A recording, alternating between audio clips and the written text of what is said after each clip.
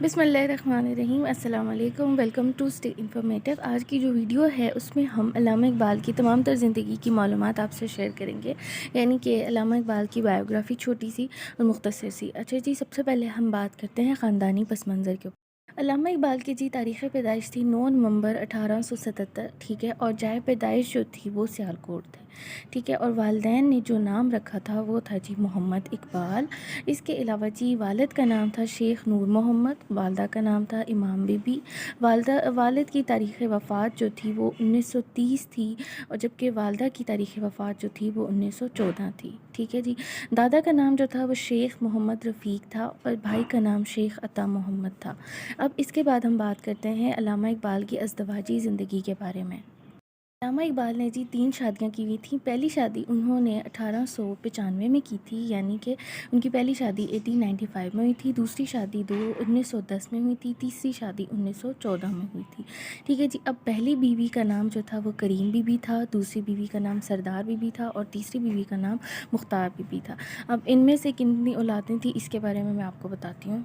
अच्छा जी, जैसे कि उनकी 3 बीवियाँ थीं तो उनकी औलादें भी 3 थीं। उनके बड़े बेटे का नाम था जी आफ्ताब इकबाल, और छोटे बेटे का नाम था जावेद इकबाल, और बेटी का नाम था जी मेराज बेगम। अब हम देखते हैं कि कौन सी बीवी में से कौन सी औलाद थी। इकबाल की जी पहली शादी जब हुई थी तो उनकी करीम बीबी से उनकी पहली औलाद जो थी वो मेराज बीबी थी, यानी कि उनकी बेटी थी, और उसके बाद जी उनका बेटा हुआ था आफ्ताब इकबाल, ठीक है। और जो दूसरी शादी थी उनकी जो औलाद थी उनका नाम था जी जावेद इकबाल, ठीक है, जिनको आप हम सब जब काफ़ी लोग जानते हैं इनके बारे में। और जो तीसरी शादी थी, तीसरी शादी में से उनकी कोई भी औलाद नहीं थी। ये थी जी उनकी ख़ानदानी और अज़दवाजी ज़िंदगी का पस मंज़र। अब हम बात करेंगे तालीमी और अदबी ज़िंदगी के ऊपर। अल्लामा इकबाल ने जी किस उस्ताद से अरबी सीखी थी? जो सैयद मीर हसन थे उनसे उन्होंने अरबी सीखी थी। उसके बाद जी मैट्रिक और एफ़ए का इम्तहान किस इदारे से पास किया था? ये दोनों एक ही जगह से पास किए थे, यानी कि पहले स्कूल और फिर कॉलेज से।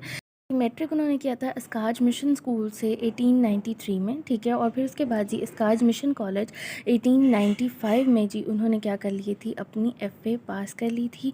उसके बाद जी उन्होंने एमए का इम्तहान दिया था। एमए का इम्तहान कहाँ से पास किया था? वो जी लाहौर से, गवर्नमेंट कॉलेज लाहौर 1899 में उन्होंने पास किया था। इसके अलावा जी किस मज़मून में अल्लामा इकबाल ने एमए किया था? तो जी अल्लामा इकबाल ने फ़लसफ़े में एमए किया था, यानी फ़िलासफ़ी में। अहम तालीमी कामयाबी ये थी कि एमए में पंजाब भर में उनकी अव्वल पोजीशन आई थी, यानी कि उन्होंने टॉप किया था। इसके बाद जी हम बात करते हैं 1899 में कहाँ क़याम किया। 1899 में वो रहते थे जी भाटी गेट लाहौर में। उसके बाद जी हम बात करते हैं आला तालीम के लिए किस उस्ताद से रहनुमाई ली थी। तो उन्होंने सबसे पहले आला तालीम के लिए प्रोफेसर T.W. आर्नल्ड से क्या है रहनुमाई ली थी। आला तालीम के लिए इंग्लिस्तान कब गए थे? 1905 में अल्लामा इकबाल जो थे वो आला तालीम के लिए बाहर के मुल्क जा चुके थे। उसके बाद जी गवर्नमेंट कॉलेज लाहौर में तकर्री कब और किस मज़मून में हुई? उनकी बतौर फ़िलासफ़ी प्रोफ़ेसर के तौर पर 1903 में तकरीरी हुई थी, यानी कि फ़िलासफ़र के लेक्चरर वो वहाँ पर लगे थे। इंग्लिस्तान पहुंचकर किस इदारे में दाखिला लिया था? इंग्लिस्तान पहुंचकर उन्होंने कैम्ब्रिज यूनिवर्सिटी में जो है वो दाखिला लिया था, ठीक है जी। जी अल्लामा इकबाल ने वकालत की थी, और वकालत का इम्तहान उन्होंने कब पास किया था? उन्होंने जी 1906 में वकालत का इम्तहान पास किया था। वकालत का इम्तहान किस इदारे में पास किया था? ये किस इदारे से पास किया था? लिंकन जो था इदारा था जहाँ से उन्होंने वकालत को पास किया था। इसके बाद जी वो जर्मनी चले गए थे। जर्मनी में कब और किस इदारे में दाखिला लिया था? 1907 में वो जर्मनी चले गए, जहाँ पर उन्होंने म्यूनिख यूनिवर्सिटी में दाखिला लिया था। म्यूनिख यूनिवर्सिटी से कौन सी डिग्री उन्होंने हासिल की थी? म्यूनिख यूनिवर्सिटी से उन्होंने डॉक्टर ऑफ फ़िलासफ़ी यानी कि पीएचडी इन फ़िलासफ़ी की थी, ठीक है जी। और इसके बाद हम बात करते हैं कि इंग्लिस्तान और जर्मनी में आपके असातिज़ा कौन थे और किन्होंने आपकी रहनुमाई की थी? तो प्रोफेसर एर्नलॉट थे, उसके बाद जी प्रोफेसर इनकलिसन थे, उसके बाद professor proton, professor white head थे, जिन्होंने आपकी रहनुमाई की थी और आप इन असातिज़ा से पढ़े थे। उसके बाद जी वतन वापस कब आए थे? आप जुलाई 1908 में वतन वापस आ गए थे। अब हम बात करते हैं जी अल्लामा इकबाल के करियर के बारे में, उनके सियासी करियर के बारे में, उनकी तसनीफ़ के बारे में, और इसके अलावा जी वो क्या करते थे। तो सबसे पहले हम बात करते हैं कि वकालत की प्रैक्टिस का आगाज़ कब और कहाँ से किया। वकालत की प्रैक्टिस का आगाज़ उन्होंने 1908 में चीफ़ हाई कोर्ट लाहौर से किया। علاوہ جی وہ گورنمنٹ کالج میں ان کی تقرری ہوئی تھی. گورنمنٹ کالج میں وہ مطلب ایز اے پروفیسر کام کرتے تھے، جو 10 مئی 1910 میں وہاں پر کام کرتے تھے، یعنی حاضر سروس تھے. پروفیسر کے عہدے سے انہوں نے کب استعفیٰ دیا، یعنی کہ پروفیسر کے عہدے سے انہوں نے استعفیٰ کب دیا تھا؟ انہوں نے 31 دسمبر 1910 میں اس طرح سے استعفیٰ دے دیا تھا. علامہ اقبال کس تنظیم کے جنرل سیکرٹری منتخب ہوئے تھے؟ انجمن حمایت اسلام کے جو ہے سیکرٹری، بطور جنرل سیکرٹری آپ کو منتخب کیا گیا تھا. اس کے بعد جی یہ آپ کا سیاسی کریئر ہے. اب اورینٹل فیکلٹی کے ڈین کب بنے تھے؟ اورینٹل فیکلٹی کے ڈین جی آپ 1919 میں بنے تھے. اس کے بعد جی آپ کا بہت امپورٹنٹ آپ کی زندگی کی جو اچیومنٹ تھی وہ تھی سر کا خطاب آپ کو کب ملا اور کس نے دیا؟ آپ کو جی کنگ جارج پنجم یعنی کہ کنگ جارج ففتھ نے 1922 میں سر کا خطاب سے آپ کو نوازا. اس کے علاوہ جی اب ہم بات کرتے ہیں 1922 تک کس مقام پر رہائش رکھی، یعنی کہ 1922 تک علامہ اقبال کہاں رہتے رہے؟ تو علامہ اقبال جی میکلوڈ روڈ لاہور پر رہتے رہے 1922 تک. اس کے بعد جی پنجاب یونیورسٹی کی تعلیمی کونسل کی رکنیت آپ کو کب ملی؟ 1923 میں آپ کو پنجاب یونیورسٹی کی تعلیمی کونسل کی رکنیت مل گئی. پھر جی اس کے علاوہ پنجاب کی صوبائی مسلم لیگ کے سیکرٹری کب بنے، یعنی کہ پنجاب کی جو صوبائی مسلم لیگ تھی اس میں آپ سیکرٹری کب بنے تھے؟ تو آپ 1926 میں جو ہے بطور سیکرٹری اپنے فرائض سر انجام دے رہے تھے. اس کے علاوہ جی جنوبی ہند کے دورے پر کب روانہ ہوئے؟ 2 جنوری 1929 میں علامہ اقبال جو ہے وہ جنوبی ہند کے دورے پر روانہ ہو گئے تھے. اور جنوبی ہند میں وہ کون کون سے شہروں میں گئے تھے ان کے بارے میں بتاتی ہوں آپ کو. جنوبی ہند کے کن شہروں میں خطاب دیے تھے؟ تو وہ حیدرآباد، دکن اور مدارس میں گئے تھے. ٹھیک ہے جی. اور یہاں پر بہت امپورٹنٹ ان کی ایک چیز تھی جو خطبہ الہ آباد. خطبہ الہ آباد جو ہے وہ بھی ان کی زندگی کا بہت امپورٹنٹ ٹرننگ پوائنٹ تھا. خطبہ الہ آباد کب دیا تھا جی؟ 29 دسمبر 1930 میں انہوں نے خطبہ الہ آباد دیا تھا. بحری جہاز سے انگلستان کب روانہ ہوئے؟ تو بحری جہاز سے انگلستان کے لیے انہوں نے 10 ستمبر 1931 سے اپنا سفر جو ہے وہ شروع کیا تھا. 1931 میں انگلستان روانگی کس مقصد سے کی تھی؟ گول میز کانفرنس میں شرکت کے لیے انہوں نے 1931 میں انگلینڈ میں روانگی کی. انگلینڈ میں جا کے انہوں نے اس کانفرنس میں شرکت کی تھی.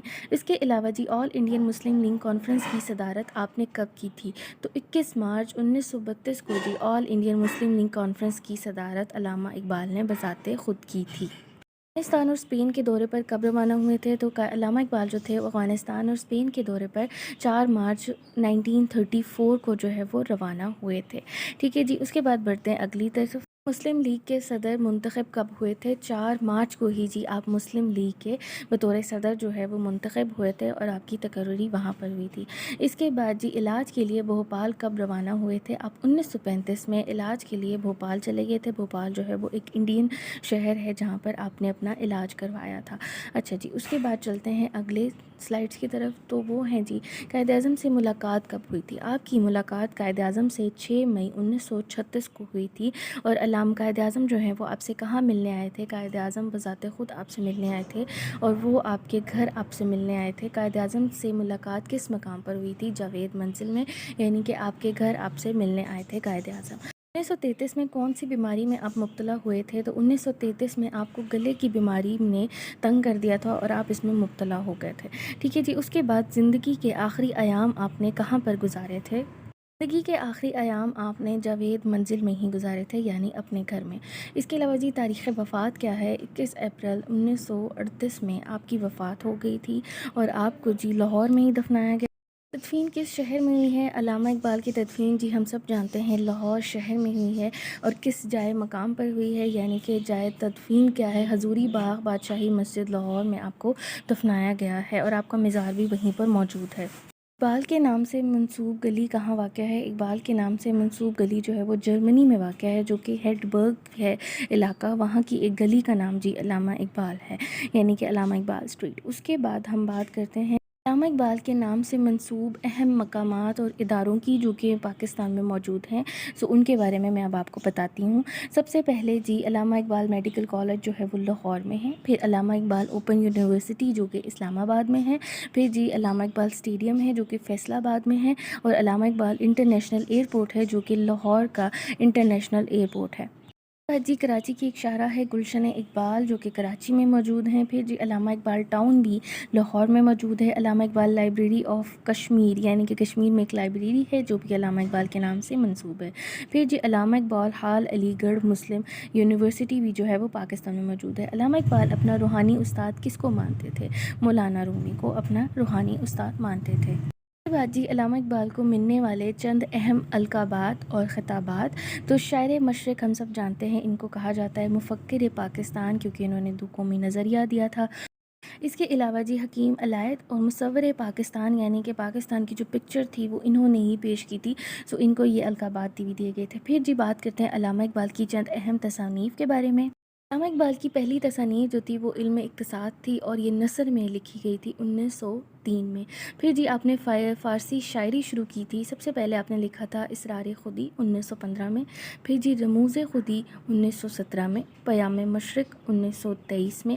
زبور انجم آپ نے لکھا تھا 1927 میں. جاوید نامہ آپ نے لکھا تھا 1932. پھر جی آپ نے لکھا تھا ارغمان حجاز 1938 میں یعنی کہ 1938 میں. اس کے بعد جی اردو شاعری کی طرف چلتے ہیں. اردو شاعری میں آپ کی 3 اہم تصنیف ہیں جو کہ جی بانگ درا ہے 1924 میں آپ نے اس کو لکھا تھا. اس کے علاوہ جی بال جبرائیل ہے 1935 میں. پھر ضرب کلیم ہے 1936 میں. اس کے علاوہ جی آپ کی کچھ انگریزی تصانیف بھی ہیں. سب سے پہلی جو آپ نے انگریزی تصانیف لکھی تھی وہ تھی جی the development of metaphysics in Persia. پھر آپ نے لکھی جی the reconstruction of religious thought in Islam. یہ آپ کی 2 انگریزی تصانیف ہیں. اس کے علاوہ جی علامہ اقبال جو ہیں انہوں نے بچوں کے لیے بہت اچھی اور خوبصورت نظمیں لکھی ہیں، جن میں سے چند مشہور نظمیں میں یہاں پر آپ کو بتاتی ہوں. سب سے پہلے جی بچے کی دعا یعنی کہ لب پہ آتی ہے. پھر اس کے بعد جی ایک مکڑی اور مکھی. پھر جی ماں کا خواب، ہمدردی، ایک پہاڑ اور گل لہری کے علاوہ جی ایک گائے اور بکری. یہ تھی جی مشہور چند نظمیں جن کو میں نے یہاں پر شامل کیا. یہ تھی جی آج کی ویڈیو. شکریہ. مزید معلومات کے لیے ہمارے چینل کو سبسکرائب ضرور کیجیے گا، اور اگر آپ کو یہ ویڈیو پسند آئی ہو تو پلیز اس کو لائک اور شیئر ضرور کیجیے گا. ملتی ہوں آپ سے نیکسٹ ویڈیو میں. اپنا بہت خیال رکھیے گا. اللہ حافظ.